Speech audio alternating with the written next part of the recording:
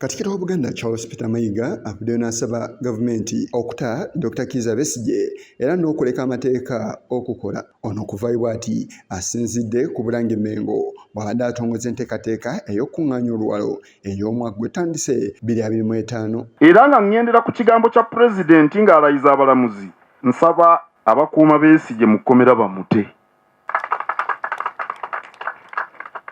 Ate mulwadde okuumira omulwadde mu kkomera kituwa erinnya ebbi nga Uganda.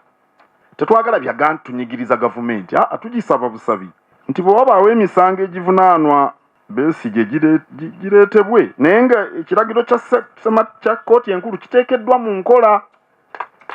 Mute nti oba fayiro bazitereeza, lwaki tebazitereeza ng'ali mu maka ge?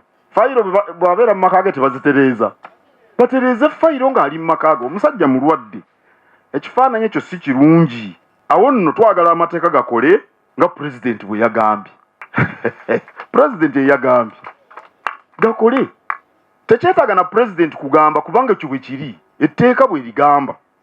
Ono ategeeza nti omukulembeze w'eggwanga yafuddeyo n'akuutira abalamuzi nti bateekeddwa okuleka amateeka okukola, kale nga kino era kye kisaanidde okubeera nga kikolebwa ne ku Dr. Kizza Besigye okuleka amateeka okukola era n'okugoberera ebyo ebyasalibwawo kkooti. Ezitaliimu mateeka, Somalia, kati muwulira Sudaani, muwulire ne Congo Zaire, tewali kugenda mu maaso. Era mu kkowe eryo mwensabira gavumenti eyimbule Dr. Kizza Besigye, kubanga pulezidenti yakkaatiriza obukulu bw'okutambulira mu mateeka. Kkooti yalamula nti Besigye awozesebwa mu bumenyi bwa ssemateeka. Kkooti y'amagye teteekeddwa kuwozesa batali b'amagye, ate ne babeera ab'amagye teteekeddwa kuwozesa misango, tugambe omuntu ne bamusiba amayisa. Mu mbeera y'emu ono era agumiza abalimi b'emmwanyi nga bye batasaanye kukoowa wabula okusigala nga bakola era beenyigire mu kutumbula ekirime kino. Kati abalimi babbibwako nnyo emmwanyi zaabwe, abamu babatemula olwa ssente ze bafuna mu mmwanyi. Mu busuubuzi eri awo be bayisaawo nga bo tebawadde musolo, ate abalala waliwo be babinika emisolo eminene. Ekyo kye kibi. Tusaba gavumenti ekwasisa amateeka era okukwasisa amateeka kunywezebwe mu 2025. Ababbi bakwatibwe bawozesebwe. Mayiga ategeezezza nti abalimi b'emmwanyi bano tebasaanye kupondooka newankubadde nga mulimu okusomozebwa okw'enjawulo okutambulira mu ddimu lino. Kirungi kiva mu ntuuyo.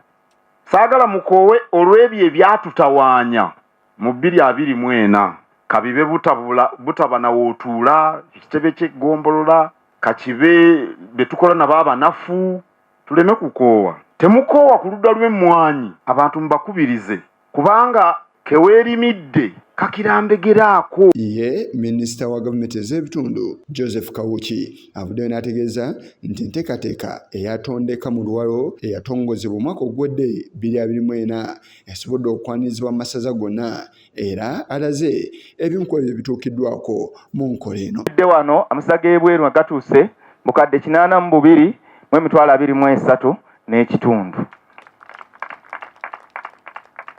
Ssebo Katikkiro, amasaza gakozesa obusobozi bwago.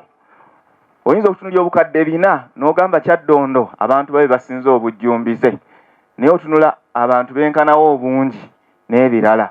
N'olwekyo babaddewo okuddiriŋŋana. Kkiriza nkwanjulireko amasaza 4 agasoose agakulembedde. Ssese yakulembedde nga buli musese alese siringi 531 omwaka oguwedde. Ne baddirwa Busujju ne siringi 306 yeva n'owekitiibwa Nakate. Ne kuddako Mawokota ne siringi 358. Ye Muteesa akubirizza abantu okwegendereza ebiseera ebijja mu maaso nga twolekera okulonda kwa bonna. Omwali okunyiikirira okukola ennyo, okwewaayo okwerabirira, okufuba okubeera awamu, kye mukoze olwaleero. Mwebale nnyo, mwebalire ddala okulaga obumu.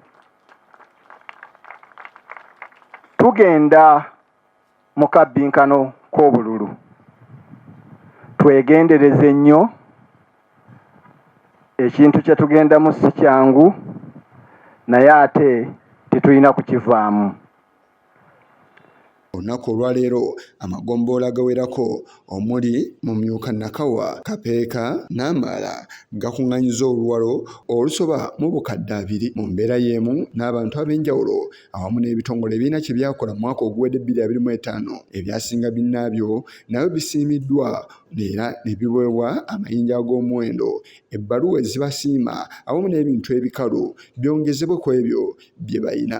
Katikkiro wa Buganda Charles Peter Mayiga akubye n'eŋŋoma ng'akabonero akalangirira omwaka ogw'oluwalo bwe gugguddwawo. Yisa Kigongo ku lwa Channel 44 olweggulo.